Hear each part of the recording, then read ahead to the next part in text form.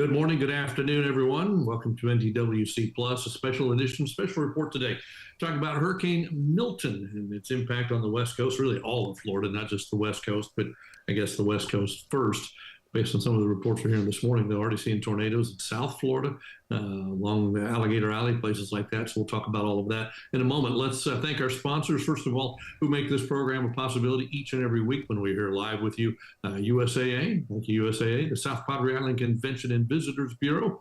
Hope to see you all live and in person there first week of April of 2025 and meet a lot of the folks who are regulars on this program. We'll all be there for that. The Weather Company, Weather Boy, and Weather Call, all folks that make NTWC Plus a possibility. Our cast of characters this morning includes former director of the National Hurricane Center, Bill Reed. Good morning, Bill. Good morning. Hurricane Hal, somewhere lost in Galveston, in front of the storm rather than in the storm. Good morning, Hal. Good morning, Tim. Great to be here. Good to have you along. And Ryan Truchelet from Weather Tiger. Good morning, Ryan. Welcome to the program. Morning. Good to see everybody. I guess, Bill, let's get started with you because you've got just what's going on right now. Let's talk about that first, and then we can go from there because this is quite the mess. Yeah, it's that time of the storm's history where it's on the last leg before landfall.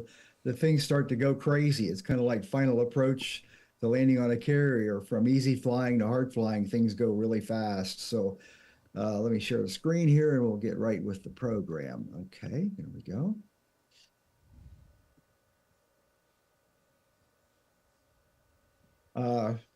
The visible with the GLM satellite information on it. And there's been kind of interesting to me, almost the whole life of Milton, and with the tiny eye and eye wall there's been a lot of lightning in that. And I remember when I was at the Hurricane Center, Hurricane Felix had a lot. We didn't have the imagery, but the hurricane hunters kept reporting a tremendous amount of lightning, and it was a tiny eye and very strong pressure gradient storm also. Anyway, another feature, if I had a longer loop, you'd really see it. The envelope of the storm, or size of its circulation, has definitely increased quite a bit since 2 days ago and even from yesterday. All of this was foreseen by the forecasters. So in general, the forecast has been going pretty well. In fact, the one thing that we're seeing today is a disruption of that tiny eye and a reduction in a little bit in the strength and a little bit of a rise already in the pressure. It remains to be seen if that'll continue. The anticipation it will. This is the water vapor loop, and you can see the very indication of very dry air over the west side. These are southwest winds, so we're now getting dry air entrained into the southwest portion of the storm, and it'll probably start taking a very different shape with a lot more convection and precip that's starting to show up here, enhanced as it goes into the jet stream to the north of it and become more open in the south without much precip in it. The official forecast has not changed materially since yesterday. We're probably within 20 miles, 30 miles at the most of the, if you wanted to do a pinpoint line on that. But anyway, the west coast of Florida, somewhere from Tampa Bay southward to Port Charlotte area is the point of impact of this. And as we're getting closer and closer to landfall, the wiggle room on error is down to pretty much wobbles now. The forecast reasoning really hadn't changed. The basic thought is it'll start slowing down as it approaches the coast. And then the westerlies are, even though southwesterly here, the westerlies down into the southeast, the steering current will become a little bit more east-northeast than northeast as it comes into the coastline. Exactly where that occurs is still a bit of a debate if you look at different models, but there'll be a slight eastward jog then, and then another acceleration as it goes offshore tomorrow. Bill, on that graphic, go back one. I like how the Hurricane Center and a lot of TV stations now are showing the cone like that, and showing that there's so much more than just the cone, because in years past, all you'd see is the cone. You didn't see the impacts outside. I think that's been a good transition this year, really. That's good to hear. One of my blind spots is visualization. I'm about as clueless as they come. It all looks good to me, so I'm not very good at critiquing it. So that kind of feedback they need over there I think I'm pretty sure it's not universal, but I think most people think this is a great way to go, and it'll probably become official in the not too distant future. And there'll still be people misunderstanding it. What can we say? Well, that's true. That's true. Uh, Another way to look at this is at the WFO level, a compositing of the threat of the winds that is uh, makes for a very useful graphic when you're looking at the winds. And then the legend down here is these would be wind gusts, I'm pretty sure is what it's referring to as it goes inland. A huge area there in west central Florida to just southwest of the Orlando area with winds greater than 110, and then wind gusts all the way to up to 100, hurricane force at least in this red area, all across the Orlando area, Melbourne, Palm Bay. So wind damages should be rather substantial with this. I know we're rightfully focused on the surge threat for loss of life, and then the flooding threat from heavy rain for the same thing in there. So that is important. But wind is serious. We have a lot of people in RVs, people in mobile homes. You get concerned about what the impact of this will be on them. The latest storm surge forecast still calling for a peak of 10 to 15 feet from Anna Maria Island down to Boca Grande.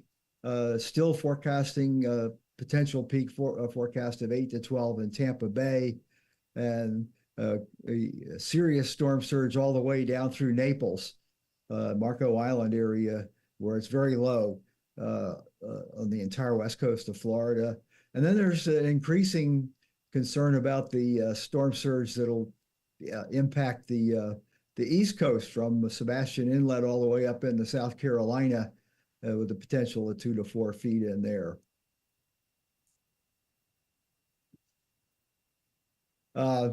Wave action. Tim's going to have a bunch of surfers down on South Padre, and I'll probably see some over here in Galveston, depending how well the swells work out. But this is to give an idea of what the waves will be on this storm as it on top of what we have on the surge there. The offshore and the deep water waves are easily 30 feet and above. I wouldn't be surprised if they're even a little higher than that, given the strength of the wind. Rainfall, it's pretty consistent with what has been forecast all along for the storm, of a swath of 5 to 10 inches through much of the area, with peak rainfall amounts probably approaching 20 inches in isolated spots between Tampa Bay and Orlando. And notice that it's almost all the heavy rain is adjusted north of where the track forecast goes. And that's this transition into the westerlies that is reorienting the heaviest rainfall well to the north of the center, which should be wide open as it crosses Florida. Bill, I just want to make a quick point here on the preset map. I was checking the river gauge levels across central Florida yesterday, and a lot of these rivers are already at or near flood stage across central and north central Florida. It's been a very wet period there for the last 2 to 3 months. Of course, west central Florida getting quite a bit of rainfall from Helene, and a pretty wet last 2 weeks in east central Florida since then. A lot of these river basins, and we can see, we saw this in Ian in 2022, putting down 12, 18 inches of rainfall led to a very long-lasting riverine flooding event in the St. John's Basin. There's not a lot of altitude changes, so not only is there concern for urban flooding and flash flooding with this is going to be a long-lasting problem, as Ian was across central Florida, where I'm from Orlando. My parents are in Seminole County right now, so it's certainly something that we've discussed there as well. Yeah, I lived in Jacksonville for a couple of years, and the St. Johns River is kind of a tricky flood situation. Do you think with the current forecast of storm surge, will it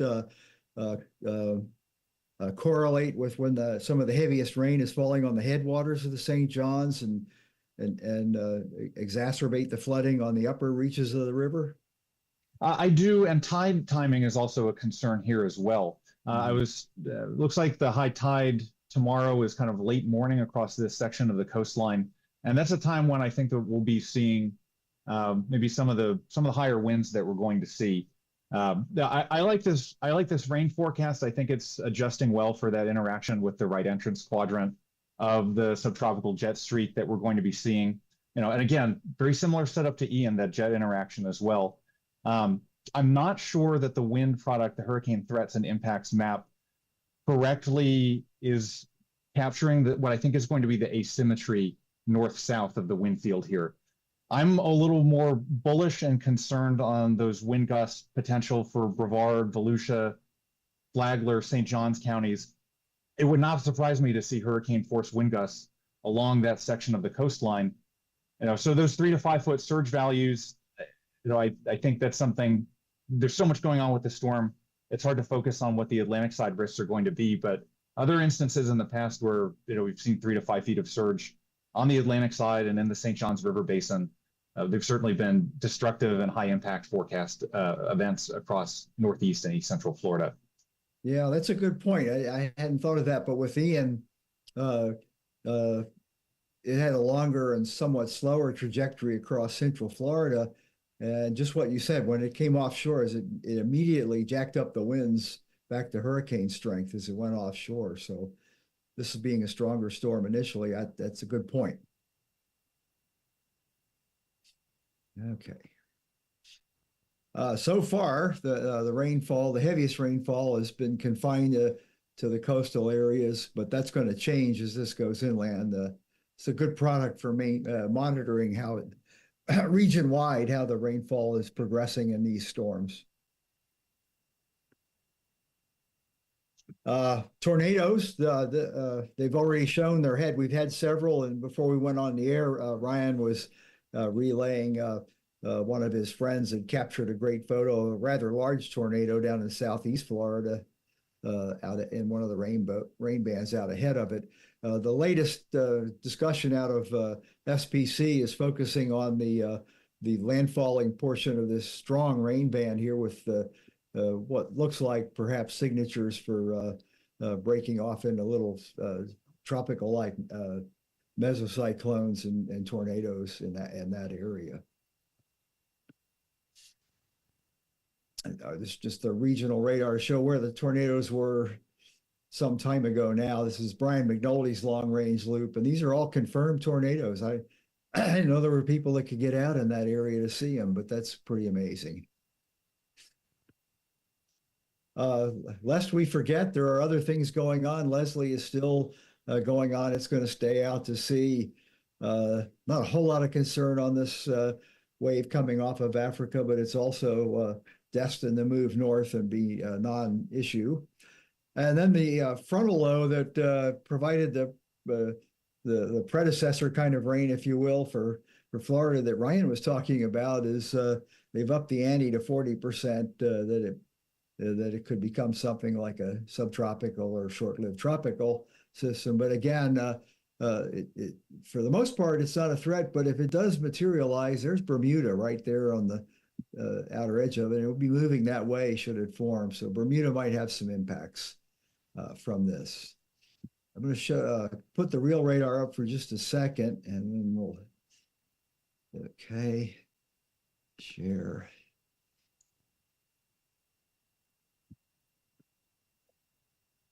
Where is it? Huh. Why isn't it coming up? There it is. Okay.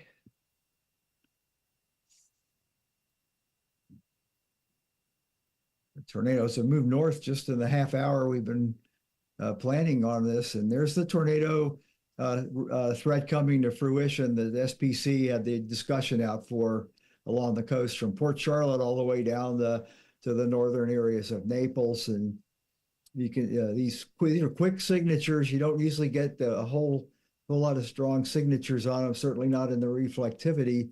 These look pretty significant, these ones out here in the interior with real strong rotation and a pretty good notch on the backside of each of them.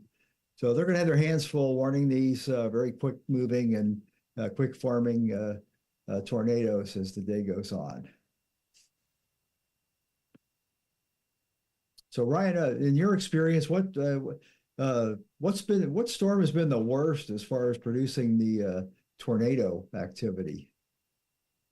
Well, the high water mark for tornado activity for a landfalling TC in the last couple decades is Ivan.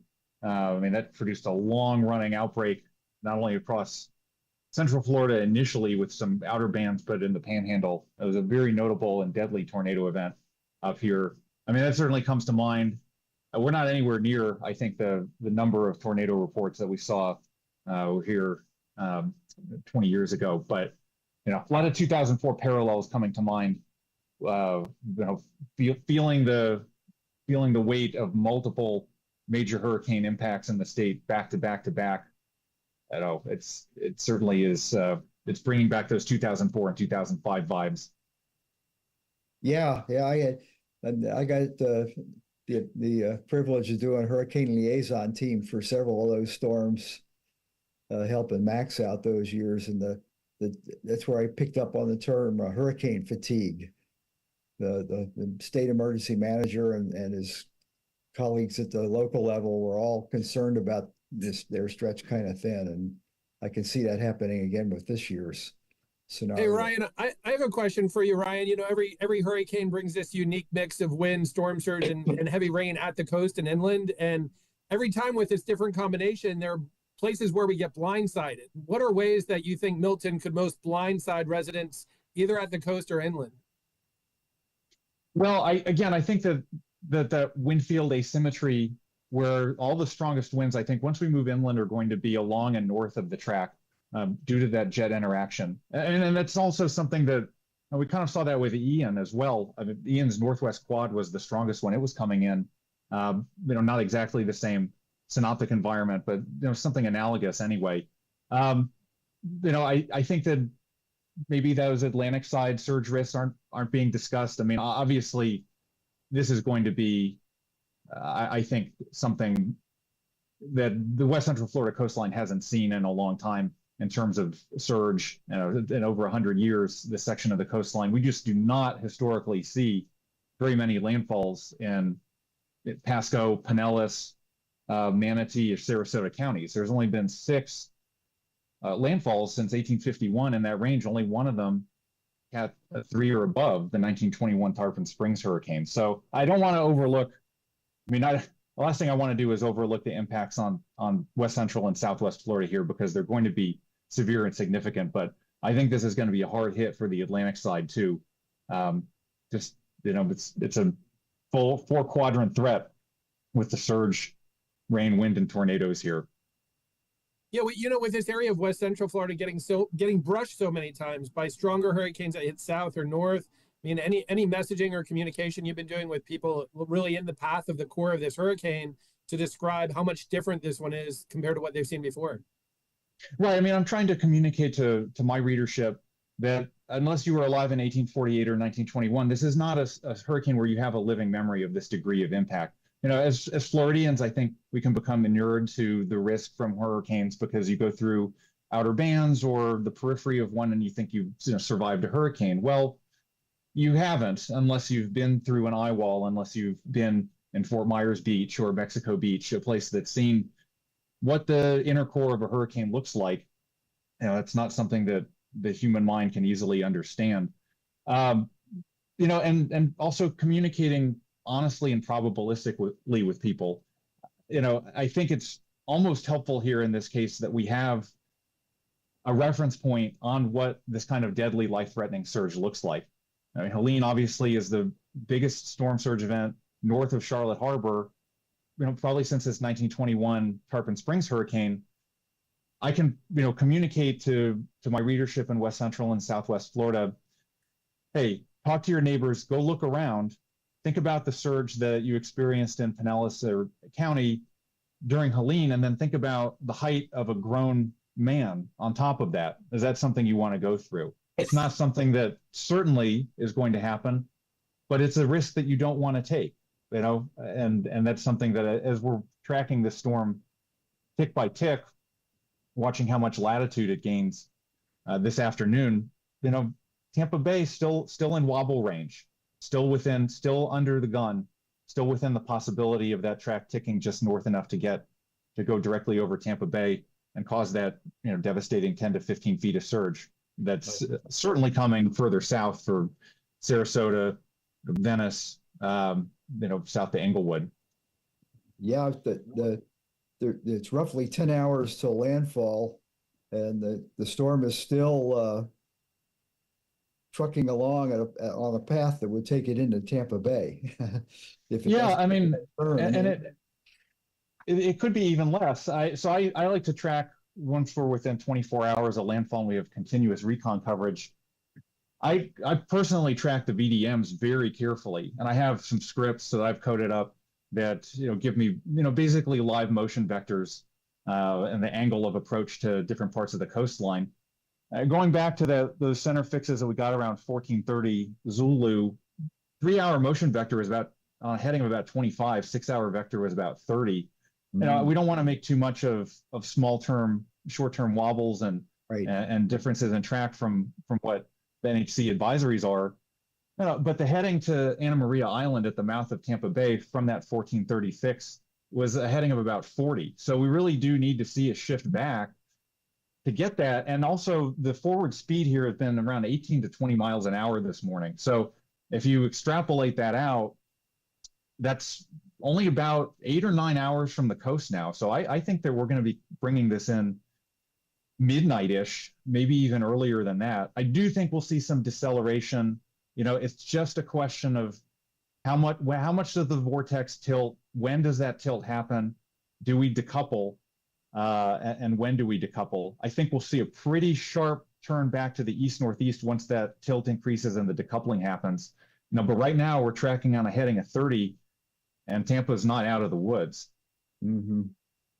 Yeah. For you guys that are more familiar with Florida, what's the population concentration between Tampa and Fort Myers? We know there's a huge population in Tampa Bay, huge population in Fort Myers up to Port Charlotte. What about in between? What's that look like down there? Anybody? It's a pretty heavily developed section of the coastline.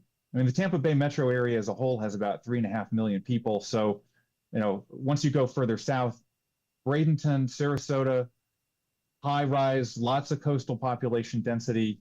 A little bit less as you go south towards Venice and Englewood, which is kind of on the northern fringes of Charlotte Harbor. Then you got another big population center on the east side of Charlotte Harbor, Cape Coral, that low-lying peninsula that's all below 10 feet above sea level. All the infill that they dug out and the canals that run through Cape Coral show you how low-lying that land is. So a lot of people down there. This isn't the Big Bend where there's 100,000 people total in the counties that are going to take the core. I mean, there are hundreds of thousands of people in low-lying areas, even leaving out the risk to Tampa Bay where there's millions more. Probably skewed a little bit older. It's a large place for affordable retirement. So it's been a lot of retirees have settled in there. People I know settled in there. Is this one of those storms that could push the big surge up into Tampa Bay, and then as soon as it gets by, very quickly push it right back out?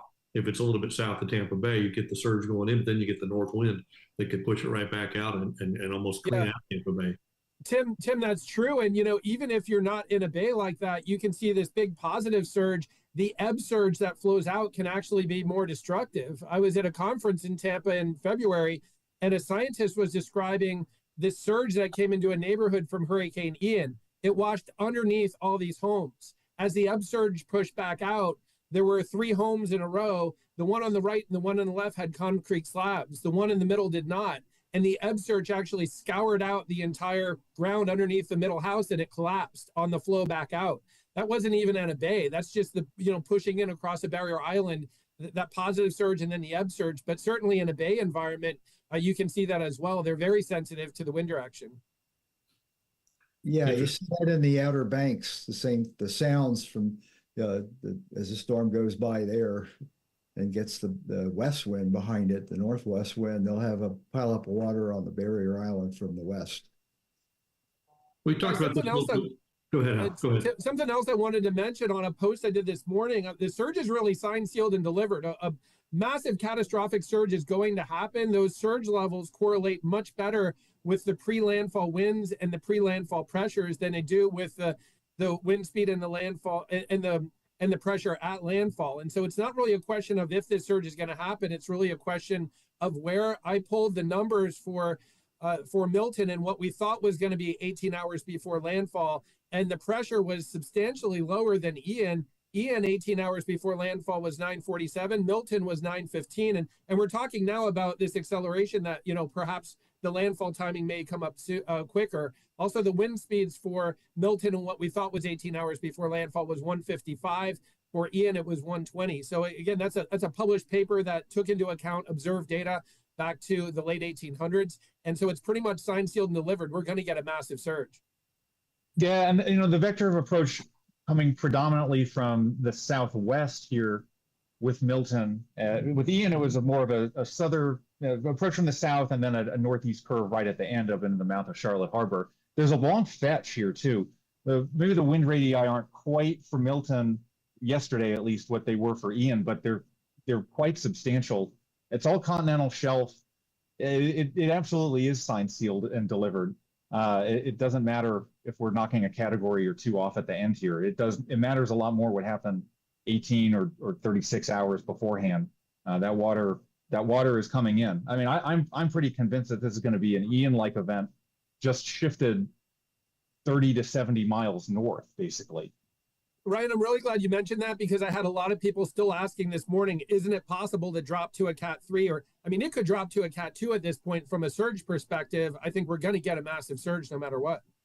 Right, and this is just indicative of, the limited useful context of category. We've trained people to think about hurricanes in terms of, a 1 to 5 scale, but it doesn't contain anything about the severity of surge, doesn't contain anything about rain impacts, the size, the wind radii, nothing. It just doesn't compute. Certainly, I would say with Helene, it was a category 4 at landfall, but it did category 5 impacts if you were to look at it from a holistic impacts-based perspective. And, with this too, it's the same way. People really were fixate on the maximum sustained wind, and it just doesn't really matter in this case. Ryan, I run the U.S. Storm surge database called USurge. Out of our top 10 surges back to the late 1800s, 4 of them made landfall as Cat 3s, including Katrina. That was the highest record in the Western Hemisphere. And one of them was a Cat 2, Hurricane Ike, back in 2008. Yep. So like you're saying, there's more to the picture than the category at landfall. Of course, and those were such powerful storms. They shed a little bit of maximum sustained winds. I've been trying to communicate to my followers, I don't use the W word. I don't call it weakening in this situation, because what we're really doing here, especially with this jet interaction with the mid-latitude weather, we're exchanging some maximum sustained wind to expand the radius of maximum winds and expand that wind field out. So, it's changing. It's not necessarily weakening. It's transitioning to a different type of low pressure system, but the threat remains, of course. It's just, good point. I think it's, in this storm, from just viewing, it's great being retired. I can sit in my easy chair and follow it calmly and focus on things. But it sounds to me like all the players in Florida that people listen to are conveying that message. There's no one out there hyping the fact that it's going to weaken that I think it has a following of any consequence. Am I missing anything there? Or? No, not that I've heard. Yeah. So what are you seeing in terms of response? It looks to me like we talked before the show about the, Katrina Rita effect is happening, that people are running like, to get out of the way. Hopefully not overrunning and clogging highways that don't need to be clogged. But what are you guys seeing? And from what I've seen, people are responding relatively well to what's going on. Yeah, I think aiming at you, Ryan, that we're clueless over here. I was clueless at the Hurricane Center. I had no way of knowing what people were doing with landfalling hurricanes. Like when I was at the Houston office at MIC, and I'm in the middle of it, so I knew exactly what was going on hour by hour on that. But I'm not from when you're looking at it from afar, you don't see a whole lot in the media. The thing that I think it's going smoothly on, you don't see anybody saying there's disastrous gridlock or anything like that going on. It's just a steady, slow movement away from the coast. I think people have been moving since Sunday. I've been watching. I mean, I've been keeping my head down and getting my forecast products and newsletters out. So even my perspective is somewhat cloistered. Just the funnel of the mind gets full if you try to take in too much. But I think people have been responding. I mean, the people who have been in contact with me, my subscribers, my clients, they're heeding the warnings. If they're in a surge evacuation area, they're moving. Tallahassee hotels completely full. I think people have been moving all week to try to get out of those surge zones. You'll never have 100% compliance, but I think having that recent point of reference from Helene is scary. People can look around with their own eyes, hear their own neighbors' experiences in Helene, and think critically about whether that's something they want to experience. Yeah, I've been interacting with a lot of folks in all these different towns on social media. I've seen a mix of people leaving, some people staying behind. An area that really concerns me is down by, say, Venice, Punta Gorda, Port Charlotte, for two reasons. Number one, it was kind of on the southern edge of the Helene surge, so they didn't see quite as much. But number two, these are areas that saw really substantial wind from Ian and Charlie with no surge. And I've noticed those are problem areas when you're trying to talk to people about storm surge, and they say, I've just been through two massive wind events in the past 2 decades, but we didn't see a surge. It's sometimes hard to convey that this one's going to be different because the track is different. Yeah, that's very true. I mean, not just because a lot of the conversation has been focused on Tampa Bay because it is such a major population center. Yeah, lots of people further south as well. I think the surge warnings from NHC were way ahead of the game this time. I do think, we're trying to learn the lessons from Ian and communicate, thinking probabilistically. But in this case, Southwest Florida's been under the gun. They're going to get a surge either way because that track's not going to their south. So, I hope people responded down there as well. Venice, I have heard a lot of my clients in the Venice area, they said that there's been pretty good compliance with the surge there. Yeah, I actually there's just a new VDM in from the recon flying around. So I was going to calculate the motion vector in live time here. So stand by. I'll do that. Well, yeah, do that. While you're doing that, Alex, pull up that Key West camera that you got. We can show that. And that's quite a ways out from the center of the storm. There's a few people that are braving the elements going out to the marker there, showing the southernmost point of the continental U.S. I don't know how close to the edge I'd get on a day like this. This may not be the best thing. Look at that. You lose people in the high surf from storms far, far away. And I always wondered about Key West, if we would someday have people standing too close to that marker and a big wave pull them in. Like that one. All it takes is one. Especially if you've taken the walk down Duval Street all before that. Pretty well tanked. Exactly. Hey, we did get a question online, and we can go through that really quickly. I think I know the answer, but Casper's asking, what's the most names we've had retired in one season, given that we could have 3 this year with Beryl, Helene, and now Milton. And I think 2005, weren't there 5 in 2005? I think that was the big one. While Ryan's updating this, I'll pull it up on I know where it is, so I'll get it. I think that's right. It's Dennis and Katrina and Rita, of course. There are a couple others. Wilma was in there. So yeah, that was. I think that's it. But there've been 4 several times. I'll tell you, as soon as my computer spits it out at me, I'll be having you the information. Well, let's hope we don't get to 4 or 5. 3. I always thought it was interesting that Isaac was not retired for people in Metro New Orleans. It's something they talk about all the time. It was for some of those communities, that was the highest flood level they had seen, even higher than Katrina. But I guess you can't retire them all, right? Right. Exactly. Got to conserve those I names. We're already running pretty thin, especially with the female I names. Okay, so I just ran the VDM to VDM vectors here. Last hour and a half, still tracking heading about 30. Has slowed down a bit towards more like a touch more towards 15 miles an hour.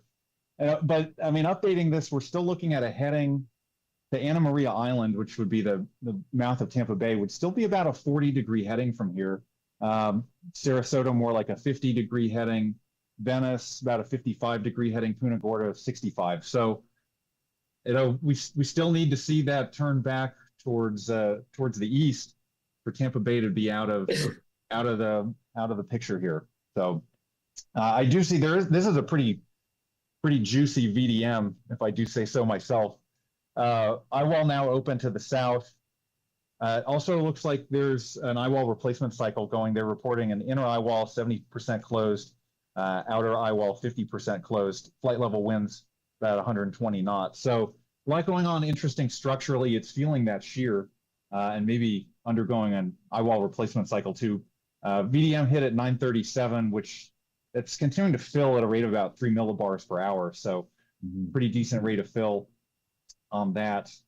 But again, of course, those surge impacts are baked in. So, even if you extrapolate out to midnight landfall with pressure somewhere in the 950s or even lower 960s, it's not going to change the surge impacts. Guys, how could the eyewall replacement cycle affect the tracking, the intensity? I mean, how could that affect things as things play out in the next 12 hours? Well, go ahead. Oh, I was going to say it's a really difficult question. I mean, the inner core dynamics of a major hurricane are a deep ocean of secrets. There's so much complexity going on there when you throw two eyewalls into the mix and that sharp shear gradient that the storm is moving into. I guess my answer is unpredictably. I would think that if we start to go into an eyewall replacement cycle, it's going up that shear gradient, we're not going to necessarily have time to complete that eyewall replacement cycle, which means that it's going to be more of a structural mess and maybe won't be quite as resilient against the shear as it would have been with a more contiguous or closed eyewall. So that would indicate maybe that we'll get that vortex tilt, more of that decoupling as we go into the evening hours tonight. And I think that would probably yield that east-northeast turn. That's when you'll see that, when that tilt increases. Okay. Alex, show us that Tampa map. That Tampa camera, we can take a look at that to see what it looks like in Tampa. There are several cameras from the Tampa area, areas that may be underwater in the next few hours. And Tim, the answer to your question is you were correct. 2005. There were 3 other seasons with 4. Okay. That's your answer. Casper, who's asking that. Casper's commenting, and Casper's in Florida, that he thinks the impacts of Ian and Helene have put the level of fear in the West Coast residents of Florida. So they're understanding, and that again, that's that Katrina Rita impact. And even emergency management officials are being much more proactive this time around than they've been in the past. That's his observation from Florida. So I think that makes sense. I mean, that's kind of what we're seeing. Oh yeah, nobody down the coast there wants a repeat of Ian as far as people staying for the surge. Exactly. It's amazing what a difference 2 weeks can make.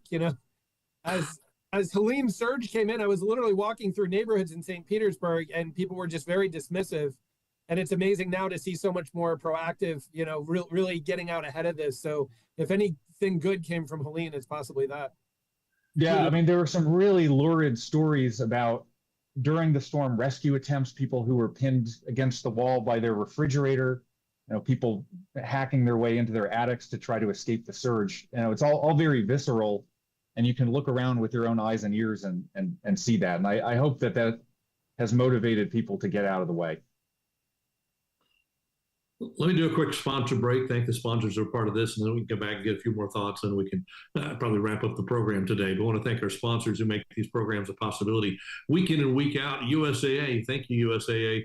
It's amazing what you've done for the National Tropical Weather Conference, NTWC Plus, and for everything we do at the Storm Science Network. So thank you to USAA for being part of this from the very beginning. The South Padre Island Convention and Visitors Bureau, thank you for being the host of the National Tropical Weather Conference since the very beginning. And we'll be back there again in April of 2025. Look forward to seeing everybody on the beaches of South Padre Island at the beautiful Marriott Courtyard Hotel. The Weather Company, Weather Boy, and Weather Call, all folks who make this event a possibility again each and every week during the season. Hal, we haven't done a GeoTrack update. I don't know if you've been giving thought to that today, because we're kind of doing a special report, but if you got something you want to give us, by all means do so. Yeah, for sure. I mean, we like to be on the ground with GeoTrack. We're sharing stories about extreme weather and natural disasters not covered by the mainstream media. I'm planning to be in the impact zone most likely next week, and we'll provide those insights. We like to really provide perspectives where we overlap the physical science with the social science, not in the field for today for the storm, but insights from Hurricane Ian a couple of years ago, going through some of these low-lying neighborhoods in places like Venice, where you have non-elevated houses 7 feet above sea level, right behind dunes. I mean, just getting an idea of Siesta Key, Sarasota, Venice. Like Ryan had said, there's a lot of population there in harm's way, and it's something we've seen in our field work before. Planning to be out there next week, and I'll give you an update on what we find on the ground. I can't wait to hear what you find. I think I'd rather not, but you know how it is. So that's the way it's going to go. Ryan, what are you thinking as we go into the next 24, 48 hours about what we're going to see, what's going to happen? You know, what's the response going to be? Just what are your thoughts? Well, it's all very hard. Honestly, this is a very hard storm to process. As you know, as a hurricane researcher and forecaster, there's just so much about this hurricane that is so bizarre that it's hard to accept that a Category 5 hurricane just moved east and then southeast across the Gulf of Mexico in early October, and we're dealing with a threat to the West Central Florida coast that we haven't seen in over a century. So, I mean, you know, there's better and worse outcomes within here that are within the range of possibilities right now. But I know that even the better outcomes are very, very bad. And that's you know, I think it weighs heavily on anybody who is involved in meteorology or disaster recovery, emergency management, just knowing that the human suffering ahead is going to be immense, that surge impact is going to be devastating along and south of the track across big portions of West Central and Southwest Florida, whether it's hundreds of thousands of people impacted or over 1 million. That's a lot of people, going to be dealing with, you know, a very difficult years ahead. And, you know, it's just difficult to think about that as someone who's from Central Florida, you know, and this is a lifelong passion and profession for me. You know, I will be going up on my newsletter with a live blog starting at 2:00, and I'll be live blogging it all the way into the coast. So, and I'll be tracking it in real time and trying to make people's miserable day a little less miserable with, you know, informed straight talk on my newsletter. So we'll just do what we can do in this situation. We appreciate you taking time to be with us. Bill, go ahead. Yeah, and you do a good job with it, Ryan. I like following you with your newsletters in there. I envy your writing skills. Good work. You know, let me lob up a softball before we finish, and I don't know if this is lightening it up a little bit, but social media has been the buzz this week, and unfortunately, it's been, you know, really goofy stuff about, you know, the government not controlling these things, and I just want to see if anybody's ready to knock that off the tee as a home run and say, you know, about you know, I mean, it's the conspiracy stuff has been worse this week than I've ever seen it when it comes to who's controlling where these storms are going, whether they're growing or weakening, and anybody that wants to take a swing at that, by all means, do so. Tim, Space City Weather in Houston did a huge post about that actually today, just very from an evidence-based thing, just talking about the scale and the size of these weather systems, that there's no way humans could manipulate them. Check out Space City Weather. They also have a blog called The Eye Wall that focuses more on hurricane stuff, but they really addressed it from a deep scientifically rational perspective. I was happy to see that today. Yeah, Matt does great work. And I will, when the storm is over, I will catch up on that and read that post. I'm sure it's a great read and very well researched. I mean, to be honest with you, I have just been keeping my head down with my forecasting and my work. I'm aware of the background noise with the conspiratorial thinking. I just don't have the time and energy to engage on it. I've been encouraging my viewers, my subscribers, my reach, to look around with your own eyes and ears, look at the world around you, the experiences of your neighbors in Helene, know the risks, and to know that, you know, you need to evacuate and get out. So if you're called upon to do so by your local emergency management, trying to emphasize those personal relationships at the local level is, to me, how you beat conspiracies. You establish trust, you're honest, You have local relationships with your own local forecast office from the National Weather Service, your own local county emergency manager. You know, get to know and to trust these people because they have a track record of communicating the things that you need to know. So, you know, yeah, I just haven't had the time to engage on that, to be honest, in any meaningful way. Well, thank you for that. We appreciate that. Bill, what are your thoughts as we get ready to wrap this up today, as we see where the next 24 hours are going to take us? Well, I won't give you mine on the conspiracy and misinformation because it's not suitable even for adult audiences, what I would say. So, but yeah, I think the key thing of what Ryan said is building trust. So the best you can do is within your sphere of influence, continue to be honest and build the trust. And you'll just have to let that other stuff slide unless you know how to stop it. I don't. Know your source, trust your source, be part of it. So absolutely. I also, before we wrap up, want to comment everybody's backgrounds. Take a look. Everybody's got something hurricane related behind you. I see hurricane flags, a hurricane, and Dorian.